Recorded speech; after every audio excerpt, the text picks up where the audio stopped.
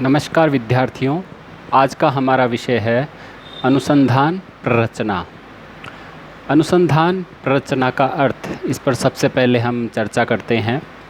अनुसंधान के कुछ निश्चित उद्देश्य होते हैं और उन उद्देश्यों की प्राप्ति तब तक नहीं हो सकती जब तक कि योजनाबद्ध रूप में अनुसंधान कार्य का आरंभ नहीं किया गया हो।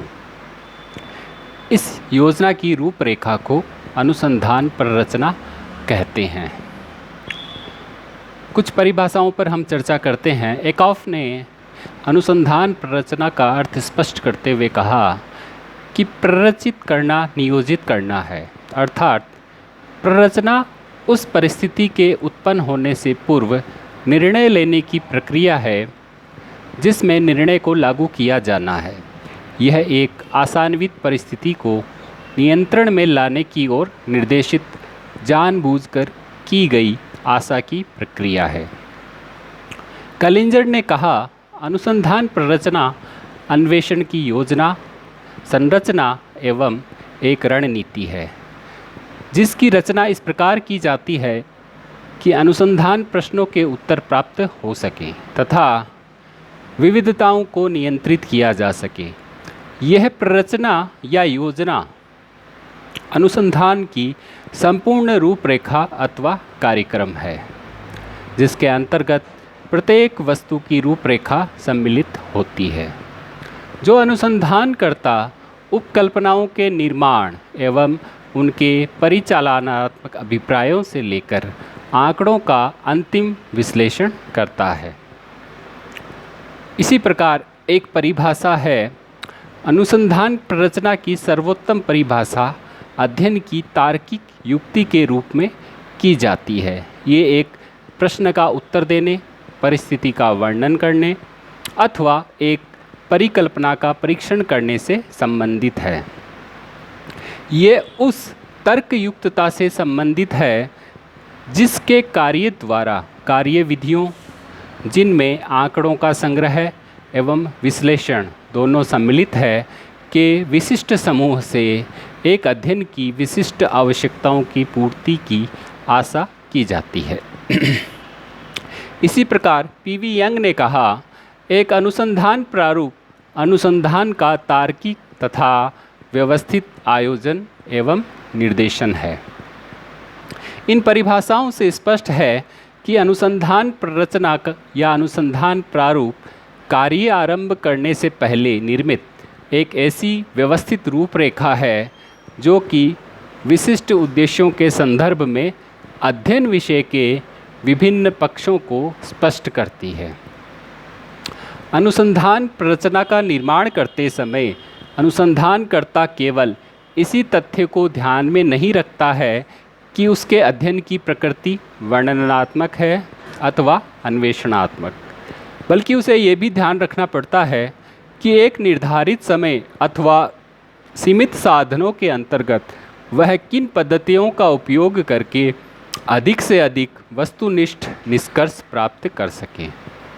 सामाजिक घटनाओं के अध्ययन में अनुसंधान प्ररचना इसलिए अधिक महत्वपूर्ण है कि सामाजिक जीवन की असीम व्यापकता में से उपयोगी तार्किक तथा तर्कसंगत तथ्य तब तक प्राप्त नहीं किए जा सकते जब तक अनुसंधानकर्ता एक निर्धारित क्षेत्र से आबद्ध रहते हुए कार्य न करे।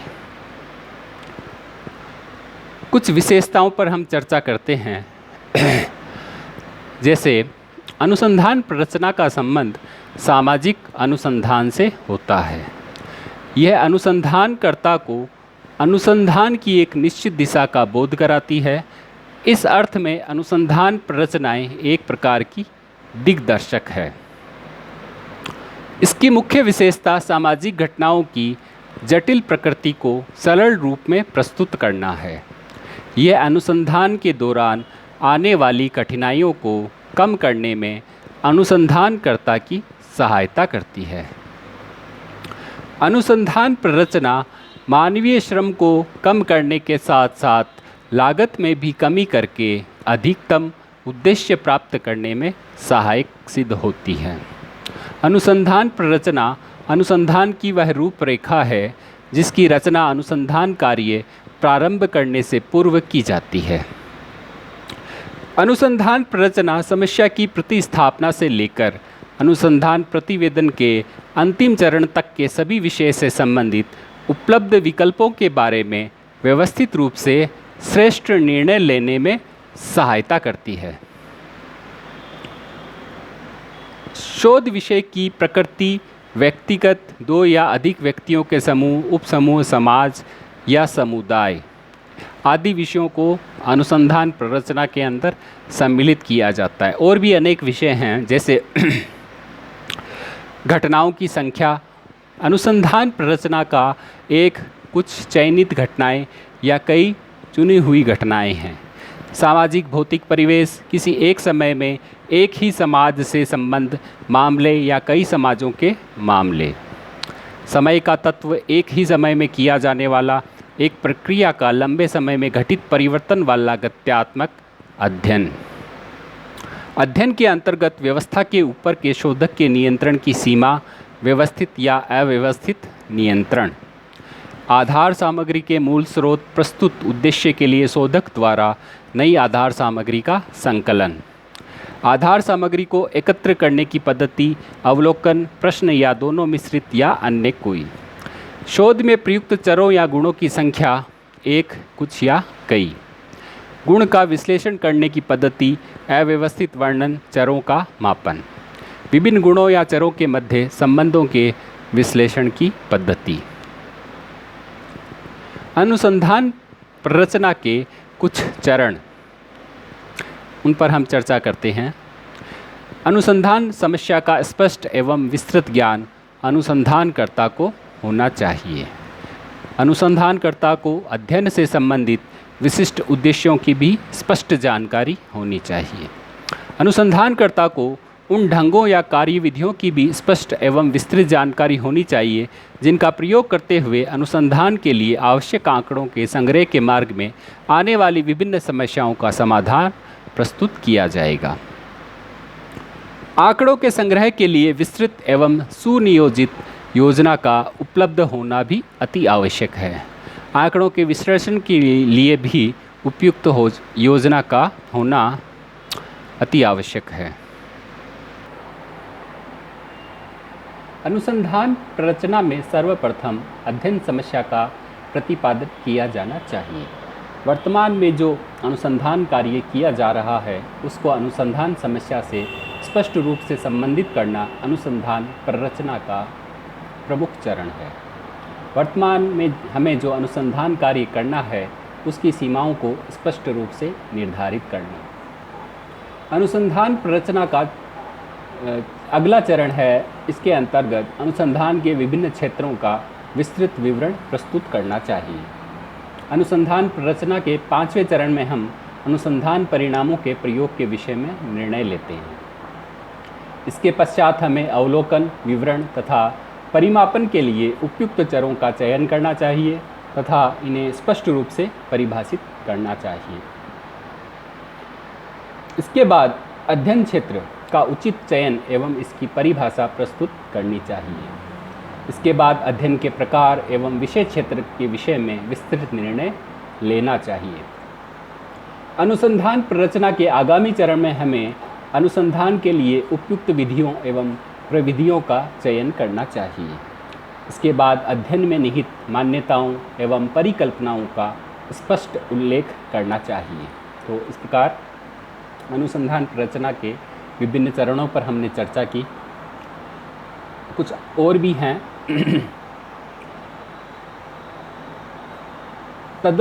उसके बाद अध्ययन के प्रभावपूर्ण उपकरणों का चयन, इसका निर्माण करना तथा इसका व्यवस्थित पूर्व परीक्षण करना चाहिए। आंकड़ों का संपादन किस प्रकार किया जाएगा, इसकी विस्तृत व्यवस्था का उल्लेख करना चाहिए।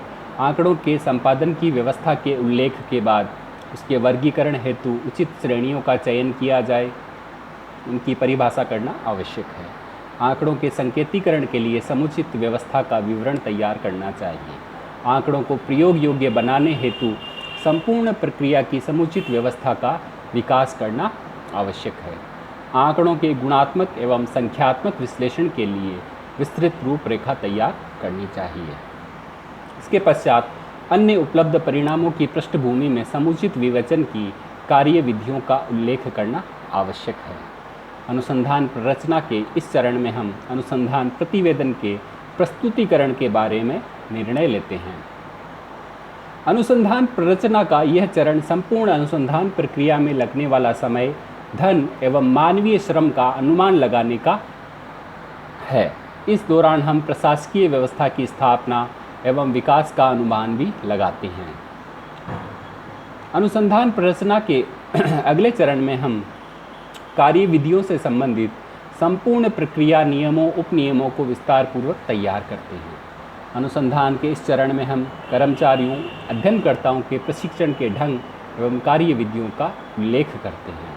अनुसंधान प्ररचना के इस चरण में हम ये प्रावधान करते हैं कि समस्त कर्मचारी एवं अनुसंधानकर्ता एक सामंजस्य की स्थिति को बनाए रखते हुए कार्य के नियमों कार्य विधियों की पालना करते हुए किस प्रकार संतोषप्रद ढंग से कार्य को पूर्ण करेंगे।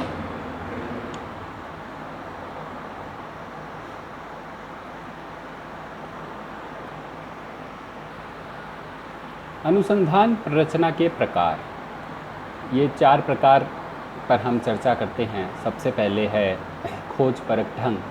खोज परक ढंग विज्ञान की प्रारंभिक अवस्था का प्रतिनिधित्व करता है।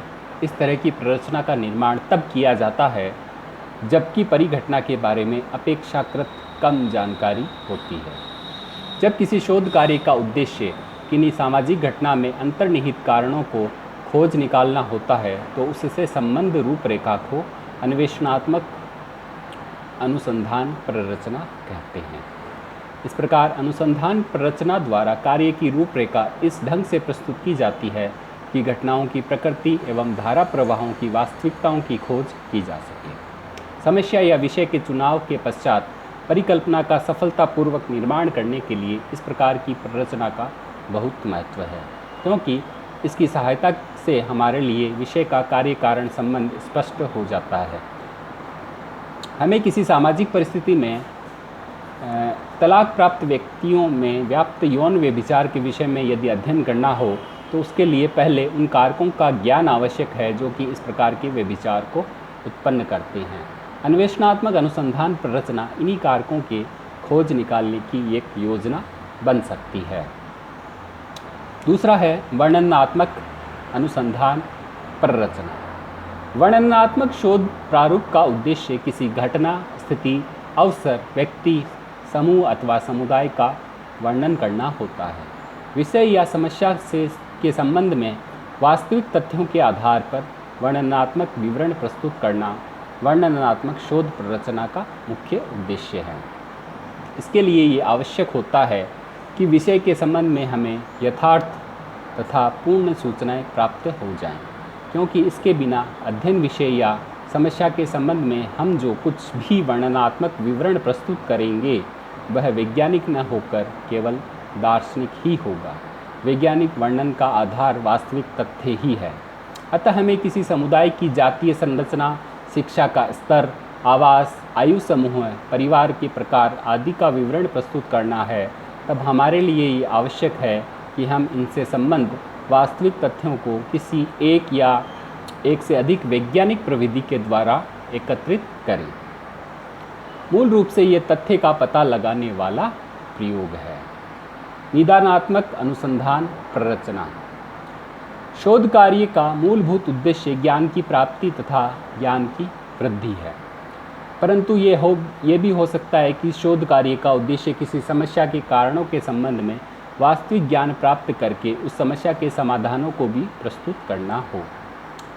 इसी प्रकार की शोध प्ररचना को निदानात्मक शोध प्ररचना कहते हैं, अर्थात विशिष्ट सामाजिक समस्या के निदान की खोज करने वाले शोध कार्य को निदानात्मक शोध कहते हैं। इस संबंध में यह स्पष्ट रूप से स्मरणीय है कि समस्या को हल करना समाज सुधारक, प्रशासक तथा नेताओं का काम होता है। शोधकर्ता केवल वैज्ञानिक पद्धतियों के द्वारा समस्या के कारणों को जान लेने के बाद उसका उचित समाधान किस ढंग से सर्वोत्तम रूप में हो सकता है, इस बात की खोज करता है।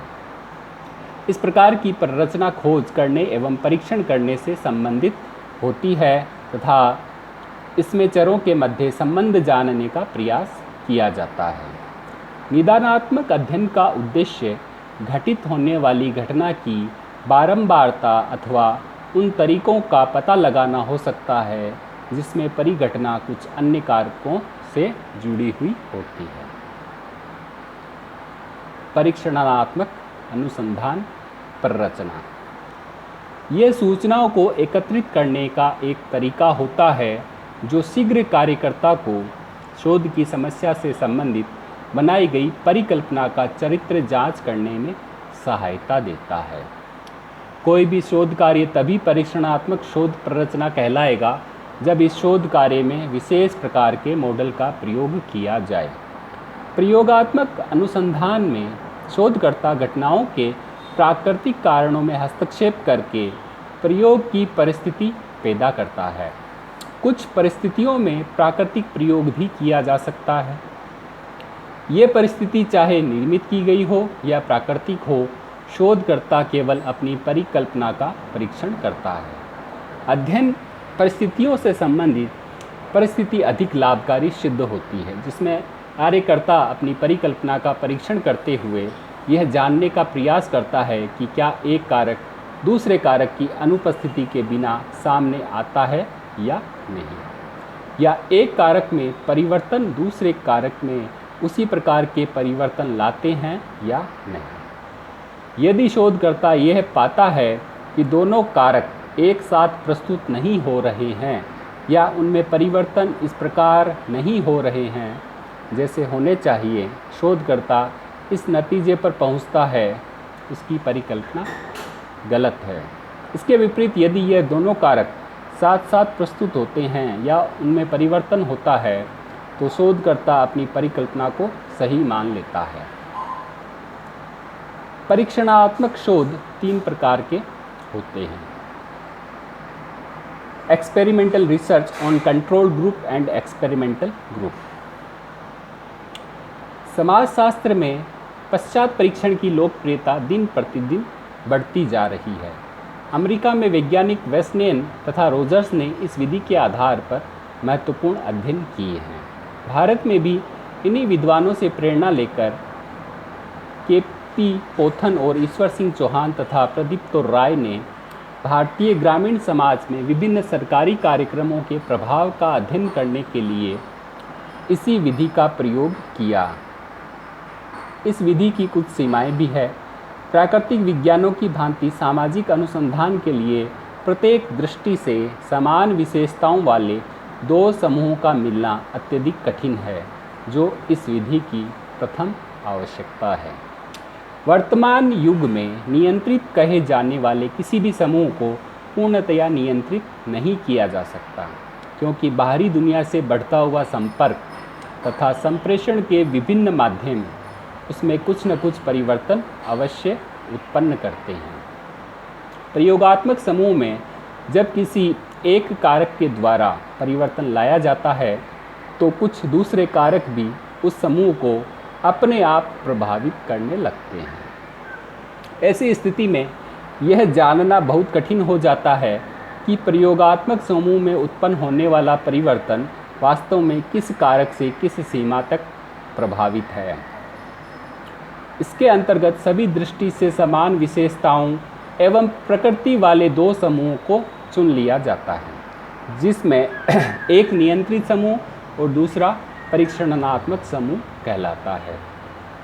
परीक्षणात्मक समूह में किसी एक कारक के द्वारा परिवर्तन लाने का प्रयत्न किया जाता है, परंतु नियंत्रित समूह अपरिवर्तित रखा जाता है। पूर्व पश्चात परीक्षण। अकेले समूह का पहले या बाद में अध्ययन। इस प्रकार के प्रयोग के अंतर्गत प्राय उन्हीं व्यक्तियों को प्रयोगात्मक तथा नियंत्रित दोनों समूह के रूप में स्वीकार किया जाता है। समूह का पर्यवेक्षण प्रयोगात्मक चर से इसे प्रभावित कराने से पूर्व ही किया जाता है। तत्पश्चात प्रयोगात्मक चर का समावेश कराया जाता है और समूह का पुनर्परीक्षण किया जाता है।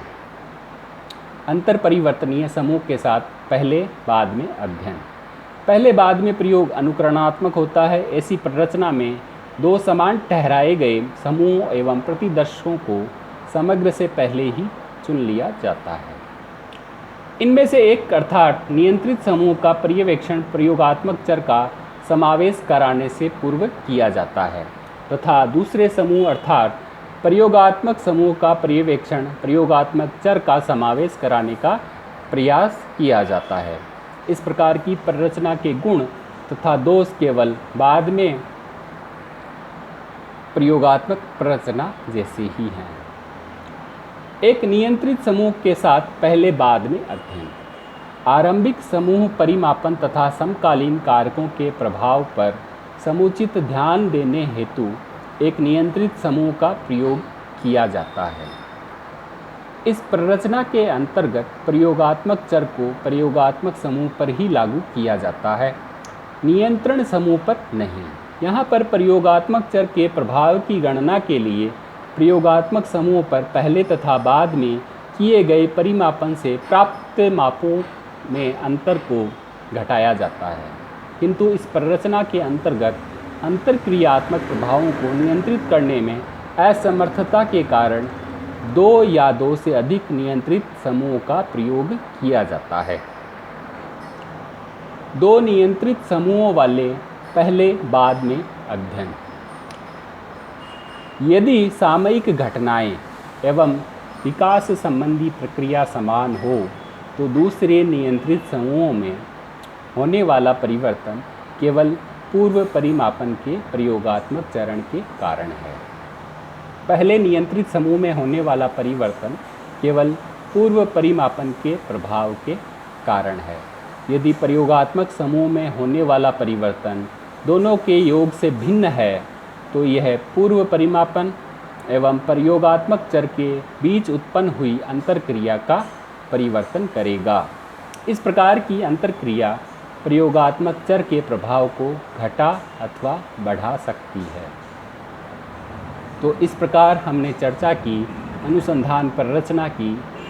अनुसंधान प्ररचना का अर्थ कुछ परिभाषाओं पर हमने चर्चा की जो बहुत महत्वपूर्ण है।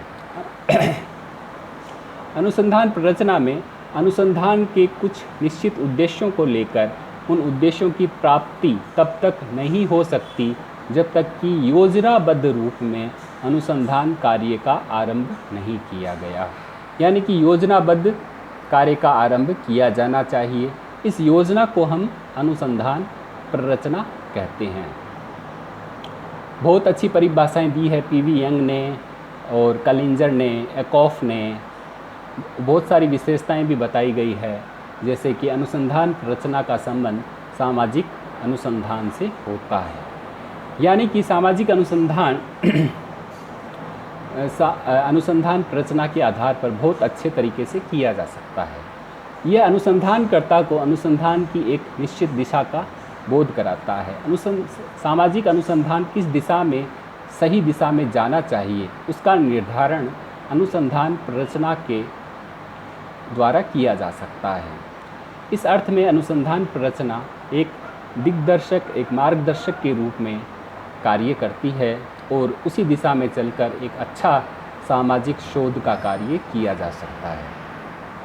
सामाजिक घटनाओं की जटिल प्रकृति को अनुसंधान प्ररचना के द्वारा सरल रूप में प्रस्तुत किया जा सकता है। यानी कि जो कार्य कठिन लगता है, अनुसंधान प्ररचना के माध्यम से उस कार्य को सरल बनाया जा सकता है। यह अनुसंधान के दौरान आने वाली कठिनाइयों को कम करने में अनुसंधानकर्ता की सहायता करती है। अनुसंधान प्ररचना एक हेल्पर के रूप में अनुसंधानकर्ता या रिसर्चर की सहायता करती है कि उसको उसके मार्ग में जब वो अनुसंधान कार्य शुरू करेगा तब उसके मार्ग में जो भी कठिनाइयाँ आएगी उन कठिनाइयों को किस प्रकार दूर किया जा सकता है या कम किया जा सकता है, वो अनुसंधान प्ररचना कर सकती है। अनुसंधान प्ररचना मानवीय श्रम को कम करने के साथ साथ लागत में भी कमी करके अधिकतम उद्देश्य प्राप्त करने में सहायता करती है। यानी जो धन अधिक लगने वाला है उसको कम किया जा सकता है। जो श्रम अनुसंधानकर्ता द्वारा अधिक लगने वाला है उस श्रम को कम करने का कार्य भी अनुसंधान प्ररचना के माध्यम से किया जा सकता है।